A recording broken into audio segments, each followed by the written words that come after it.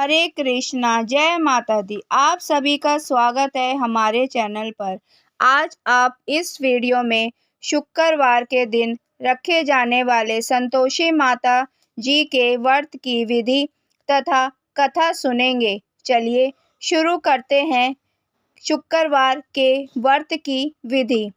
इस व्रत को करने वाला कथा कहते व सुनते समय हाथ में गुड़ व भुने चने रखे।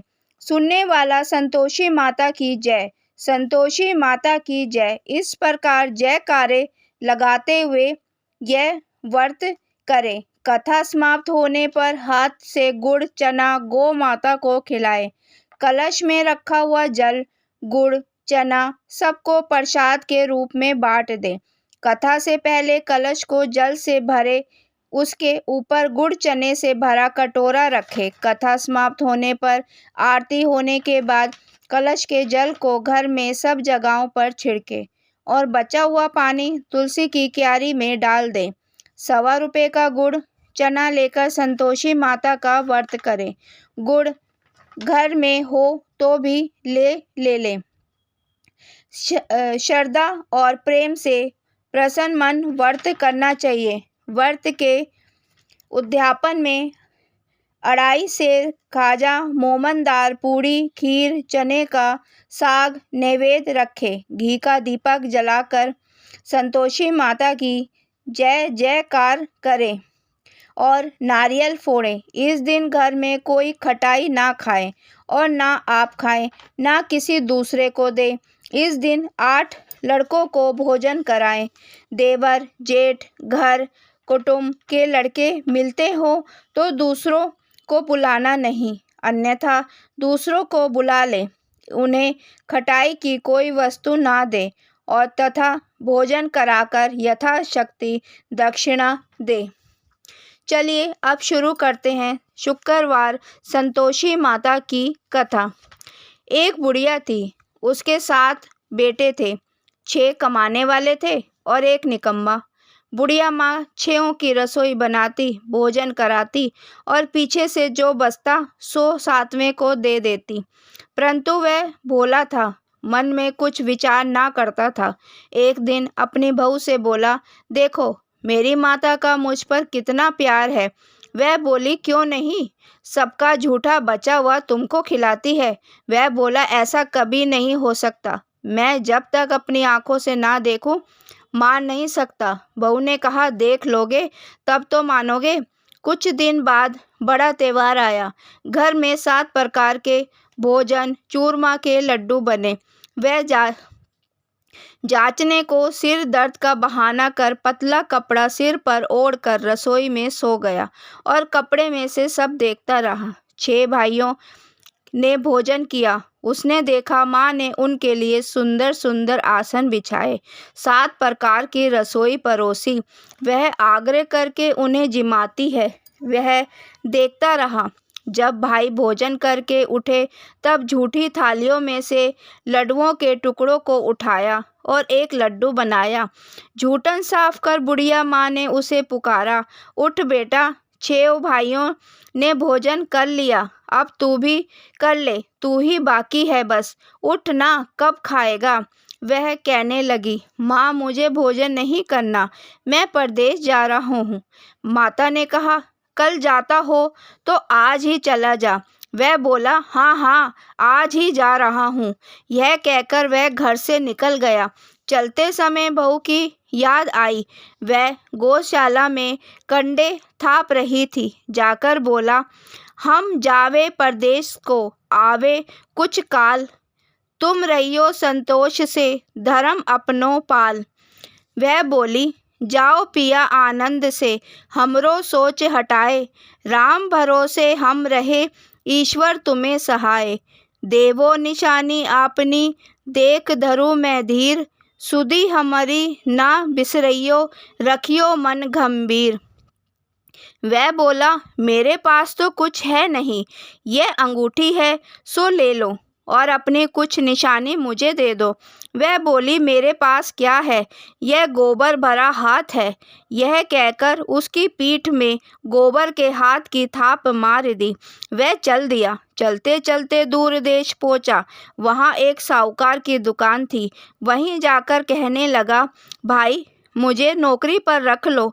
साहूकार को ज़रूरत थी। बोला, रह जा। लड़के ने पूछा, तनख्वाह क्या दोगे? साहूकार ने कहा, काम देखकर दाम मिलेंगे। साहूकार की नौकरी मिली। वह सवेरे 7 बजे से रात तक नौकरी करने लगा। कुछ दिनों में दुकान का सारा लेन देन का हिसाब, ग्राहकों को माल बेचना, सारा काम करने लगा। साहूकार के 7-8 नौकर थे। सब चक्कर खाने लगे कि यह तो बहुत होशियार बन गया। सेठ ने भी काम देखा और 3 महीने उसे आधे मुनाफे का साझेदार बना दिया और 12 साल में वह नामी सेठ बन गया और साहूकार सारा कारोबार उसके ऊपर छोड़कर बाहर चला गया। अब बहू पर क्या बीती वो सुनो। सास ससुर उसे दुख देने लगे। सारी गृहस्थी का काम कराकर उसे लकड़ी लेने जंगल भेजते। घर की रोटियों के आटे के भूसे से जो भूसी निकलती उसकी रोटी बनाकर रख दी जाती। फूटे नारियल की नरेली में पानी। इस तरह दिन बीतने लगे। एक दिन वह लकड़ी लेने जा रही थी कि रास्ते में बहुत सी स्त्रियां संतोषी माता का व्रत करती हुई दिखाई दी। वह वहीं खड़ी हो कथा सुनकर बोली, बहनों, तुम किस देवता का व्रत कर रहे हो? इसके कहने से क्या फल मिलता है? इस व्रत के करने से क्या विधि है? यदि तुम अपने इस व्रत का विधान मुझे साझा करके कहोगी तो मैं तुम्हारा बड़ा एहसान मानूंगी। तब उनमें से एक स्त्री बोली, सुनो, यह संतोषी माता का व्रत है। इसके करने से निधनता, दरिद्रता का नाश होता है, लक्ष्मी आती है, मन की चिंताएं दूर होती है, घर में सुख आने से मन को प्रसन्नता और शांति मिलती है।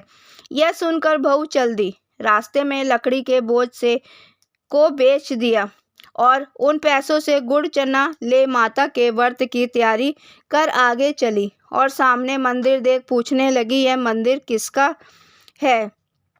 लोग कहने लगे, संतोषी माता का मंदिर है।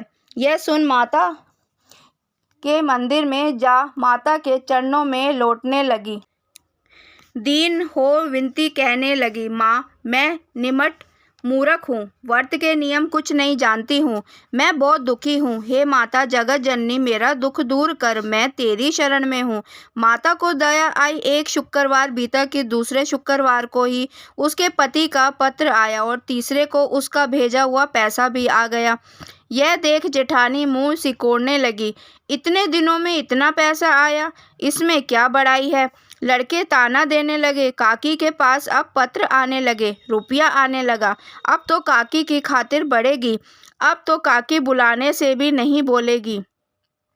वह बेचारी सरलता से कहती है, भैया पत्र आवे, रुपया आवे तो हम सबके लिए अच्छा है। ऐसा कहकर आंखों में आंसू भरकर संतोषी माता के मंदिर में जा मातेश्वरी के चरणों में गिरकर रोने लगी। माँ, मुझे तुमसे पैसा नहीं मांगा, मुझे पैसे से क्या काम है, मुझे तो अपने सुहाग से काम है। मैं तो अपने स्वामी के दर्शन और सेवा मांगती हूँ। तब माता ने खुश होकर कहा, जा बेटी, तेरा स्वामी आएगा। यह सुन खुशी से बावली हो घर जा काम करने लगी। माँ संतोषी विचार करने लगी, इस भोली पुत्री ने, मैंने कह तो दिया तेरा पति आएगा, पर आएगा कहाँ से? वह तो इसे स्वप्न में भी याद नहीं कर। उसे याद दिलाने के लिए मुझे जाना पड़ेगा। इस तरह माता बुढ़िया के बेटे के पास जा स्वप्न में प्रकट हो कहने लगी, साहूकार के बेटे, सोता है या जागता है? वह बोला, माता, सोता भी नहीं हूँ, जागता भी नहीं हूँ, बीच में ही हूँ, कहो क्या आज्ञा है?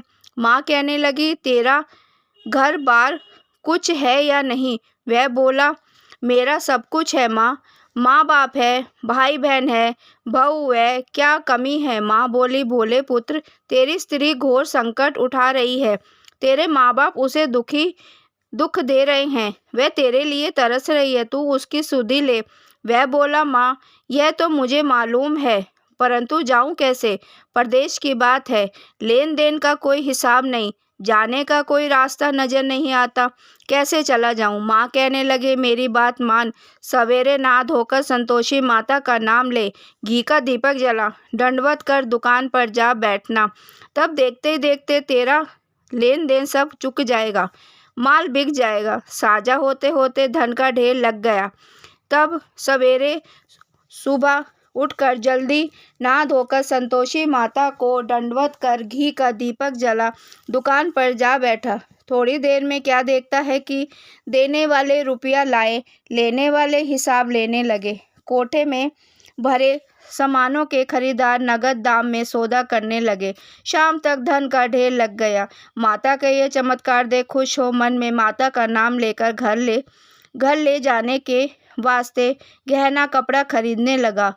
वहाँ से काम से निमट तुरंत रवाना हुआ। वहाँ बहू बेचारी जंगल में लकड़ी लेने जाती, लौटते वक्त माता जी के मंदिर में विश्राम करती। वह तो उसका रोज रुकने का स्थान ठहरा।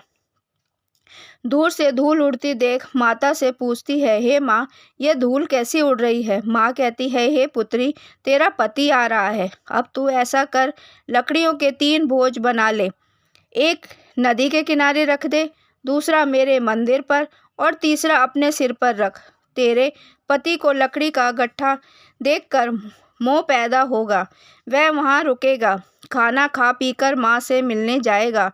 तब तू लकड़ी का बोझा उठाकर जाना और बीच चौक में गट्ठा डालकर 3 आवाज़ें जोर से लगाना। लो सासू जी, लकड़ियों का गट्ठा लो, भूसी की रोटी लो, नारियल के खोपड़े में पानी दो। आज मेहमान कौन आया है? माँ की बात सुन, बहुत अच्छा माता, कहकर खुश हो लकड़ियों के 3 गट्ठे ले आई। एक नदी के तट पर, एक माता के मंदिर पर रख दिया। उस इतने में ही मुसाफिर वहां आ पहुंचा। सूखी लकड़ी देख उसकी इच्छा हुई कि यहीं निवास करे, भोजन बनाकर खा पीकर गांव जाए। इस प्रकार भोजन बना, विश्राम ले गांव को गया, सबसे प्रेम से मिला। उसी समय बहू सिर पर लकड़ी का गट्ठा लिए आती है। लकड़ी की सारी बोझ आंगन में गेर जोर जोर से चिल्लाती है, लो सासू माँ, लकड़ी का गट्ठा लो, भूसी की रोटी दो, नारियल के खोपड़े में पानी दो। आज मेहमान कौन आया है? यह सुनकर उसकी सास अपने दिए हुए कष्टों को बुलाने हेतु कहती है, बहू ऐसा क्यों कहती है? तेरा मालिक ही तो आया है। आ बैठ, मीठा भात खा, भोजन कर, कपड़े गहने पहन। इतने में आवाज़ सुन उसका स्वामी बाहर आता है और अंगूठी देख व्याकुल हो माँ से कहता है, माँ ये कौन है? माँ कहती है, बेटा तेरी बहू है। आज 12 साल हो गए, तू जब से गया है तब से सारे गांव में जानवर की तरह भटकती फिरती है, काम काज कर घर का कुछ नहीं करती, 4 समय खाकर आ जाती है।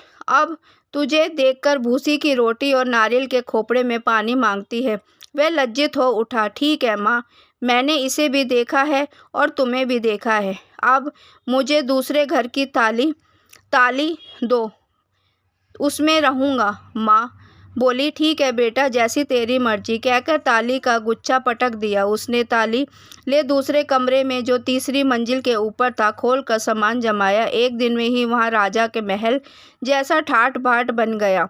अब क्या था, वह दोनों सुखपूर्वक रहने लगे।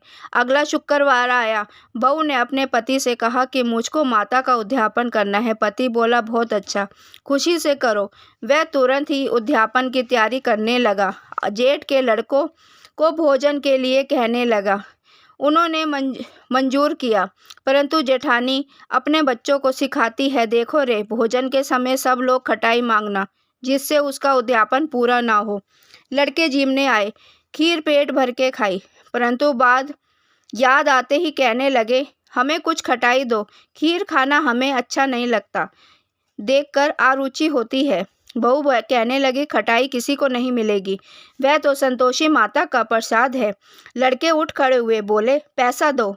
बोली बहू कुछ जानती नहीं थी, सो उन्होंने पैसे दे दिए। लड़के उसी समय उठकर इमली खाने लगे।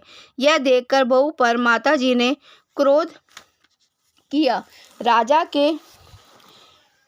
के दूत उसके पति को पकड़ कर ले गए। जेठ जेठानी मन माने खोटे वचन कहने लगे, लूट लूट कर धन इकट्ठा कर लाया था, सो राजा के दूत उसको पकड़ कर ले गए। अब सब मालूम हो जाएगा जब जेल की हवा खाएगा। बहू से यह वचन सहन नहीं हुए, रोती रोती मंदिर गई। बोली, हे माँ, तुमने ये क्या किया? हंसा कर अब क्यों रुलाने लगी? माता बोली, पुत्री, तूने उद्यापन करके मेरा व्रत भंग किया, इतनी जल्दी सब बातें भुला दी। वह कहने लगी, माँ, भूली तो नहीं हूँ, ना कुछ अपराध किया है, मुझे तो लड़कों ने भूल में डाल दिया, मैंने भूल से उन्हें पैसे दे दिए, मुझे क्षमा करो माँ। माँ बोली, ऐसी भी कहीं भूल होती है? वह बोली, माँ, मुझे माफ़ कर दो, मैं फिर तुम्हारा उद्यापन करूँगी। माँ बोली, अब भूल मत करना। वह बोली, अब भूल नहीं होगी माँ, अब बताओ वह कैसे आएंगे? माँ बोली, जा पुत्री, तेरा पति तुझे रास्ते में ही आता मिलेगा। वह घर को चली। राह में पति आता मिला। उसने पूछा, तुम कहाँ गए थे? तब वह कहने लगा, इतना धन जो कमाया है उसका टैक्स राजा ने मांगा था, वह भरने गया था। वह खुश हो बोली, भला हुआ, अब घर को चलो। कुछ दिन बाद फिर शुक्रवार आया। वह बोली, मुझे माता का उद्यापन करना है। पति ने कहा, करो। फिर जेठ के लड़कों से भोजन को कहने गई। जेठानी ने एक दो बात सुनाई, लड़कों को सिखा दिया कि तुम पहले की तरह खटाई मांगना। लड़के भोजन के पहले ही कहने लगे, हमें खीर नहीं खानी, जी बिगड़ता है, कुछ खटाई खाने को दो। वह बोली, खटाई खाने को नहीं है, खाना हो तो खाओ। वह ब्राह्मण के लड़कों को लाकर भोजन कराने लगी। यथाशक्ति दक्षिणा की जगह एक एक फल दे दिया। इससे संतोषी माँ खुश हुई। माता की कृपा होते ही 9वें मास उनको चंद्रमा के समान सुंदर पुत्र प्राप्त हुआ। पुत्र को लेकर प्रतिदिन बहू माता जी के मंदिर में जाने लगी। माँ ने सोचा, वह रोज आती है, आज क्यों ना मैं इसके घर चलूं, इसका आसरा देखूं तो सही। यह विचार कर माता ने भयंकर रूप बनाया। गुड़ और चने से बना सना मुख, ऊपर सूंड के समान होठ, उस पर मक्खियां भिनभिना रही थी। दहलीज में पांव रखते ही उसकी सास चिल्लाई, देखो री, कोई चुड़ैल चली आ रही है, लड़कों इसे भगाओ नहीं तो किसी को खा जाएगी। लड़के डरने लगे और चिल्लाकर खिड़की बंद करने लगे। बहू रोशनदान से देख रही थी, खुश होकर पागल होकर चिल्लाने लगी, आज मेरी माँ मेरे घर आई है। यह कहकर बच्चे को दूध पीने से हटा दिया। इतने में सास का क्रोध फूट पड़ा। बोली, इसे देखकर कैसी उतावली हुई है जो बच्चे को पटक दिया। इतने में माँ के प्रताप से जहाँ देखो वहीं लड़के ही लड़के नजर आने लगे। वह बोली, माँ जी, जिनका मैं व्रत करती हूँ यह वही संतोषी माता है। इतना कह झट से सारे घर के किवाड़ खोल दिए। सबने माता के चरण पकड़ लिए, विनती कर कहने लगे, हे माँ, हम मूर्ख हैं, पापी हैं, हम अज्ञानी हैं, तुम्हारे व्रत की विधि हम नहीं जानते, तुम्हारा व्रत भंग कर हमने बड़ा अपराध किया है। हे माँ, आज हमारे अपराध को क्षमा करो। इस प्रकार माता खुश हुई। माता ने बहू को जैसा फल दिया वैसा माता सबको देना। सब पे अपनी कृपा दृष्टि बनाए रखना। सबके बच्चों पे अपनी कृपा दया बरसाए रखना। सबके भंडारे भरे रखना। जो ये कथा पढ़े सुने उनकी सभी मनोकामनाएं पूरी करना। बोलो सभी मिलकर, जय माता दी, जय संतोषी माता की, जय संतोषी माता की। धन्यवाद। आपको ये कथा कैसी लगी कमेंट करके ज़रूर बताएं। जय माता दी।